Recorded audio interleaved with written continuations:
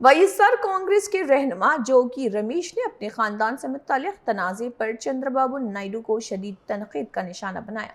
उन्होंने कहा कि उनका बेटा राजीव और बहू मेघना के दरमियान शादी के बाद इख्तलाफात पैदा हुए, जिन्हें ख़त्म करने की खानदान ने कोशिश की, लेकिन बाद में राजीव ने तलाक की दरख्वास्त दायर की।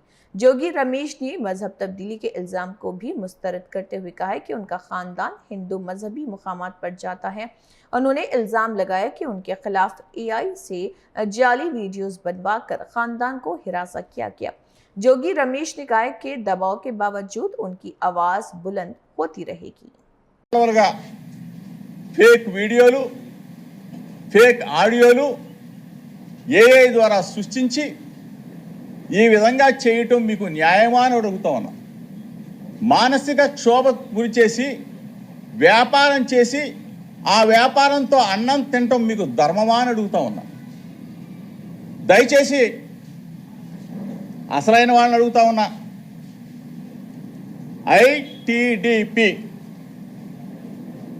ఇన్ఫర్మేషన్ టీడీపీ ఏమయ్యా ఇన్ఫర్మేషన్? ఐటిడిపి అంటే తెలుగుదేశం పార్టీకి సంబంధించిన వెబ్సైట్. దానికి సంబంధించిన జాతీయ అధ్యక్షుడు చంద్రబాబు నాయుడు గారిని అడుగుతా ఉన్నా. దానికి సంబంధించిన వర్కింగ్ ప్రెసిడెంట్ నారా లోకేష్ని అడుగుతా ఉన్నా. ఏమయ్యా మీకు న్యాయమేనా? మీకు ధర్మమేనా? అసెంబ్లీలో అన్నారో లేదో తెలియదు కానీ కింద పడి ఏడ్చి గిలగలా కొట్టుకొని ముసలి కన్నీరు కాచి ఆ రోజున మీకు అనిపించలేదా? ఆ రోజున నా భార్య కూడా బాధపడిందే. అసెంబ్లీలో అన్నారని చెప్పేసి నన్ను కూడా నిలదీసిందే.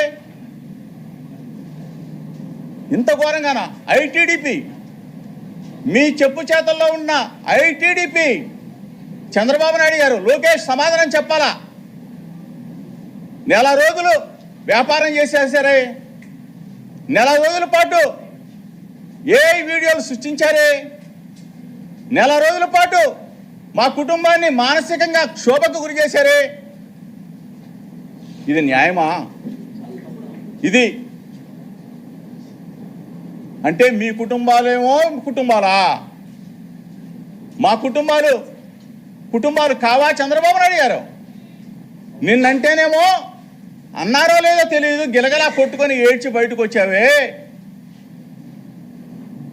మేము దయచేసి అడుగుతా ఉన్నా, ఐటిడిపి ద్వారా వ్యాపారం చేశారే, ఐటిడిపి ద్వారా తెలుగుదేశం పార్టీ ద్వారా కొన్ని ఛానల్స్ని హైయర్ చేసుకున్నావే. హైయర్ చేసుకొని నెల రోజుల పాటు పిఆర్పి రేట్లు పెంచుకొని నా కుటుంబం మీద వ్యక్తిగతంగా వ్యాపారం చేసి అన్నం తింటున్న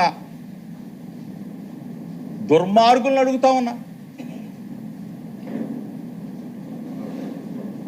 రాజకీయంగా ఎదుర్కో,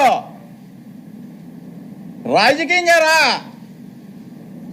2 సంవత్సరాల 3 నెలల పాటు నువ్వు అధికారంలోకి వస్తే, మొట్టమొదటి నువ్వు అధికారంలోకి వచ్చిన తర్వాత 2 నెలలకే నా కుమారుడు రాజీవ్ని అరెస్టు చేయించావే, జైల్లో పెట్టించావే. అయినా దడవలా. చంద్రబాబు నాయుడు ఇంటి దగ్గర ధర్నా చేశానని చెప్పేసి సుప్రీంకోర్టు దాకా వెళ్ళి జోగి రమేష్ని అరెస్ట్ చేయాలని చెప్పేసి తపన పడ్డావే.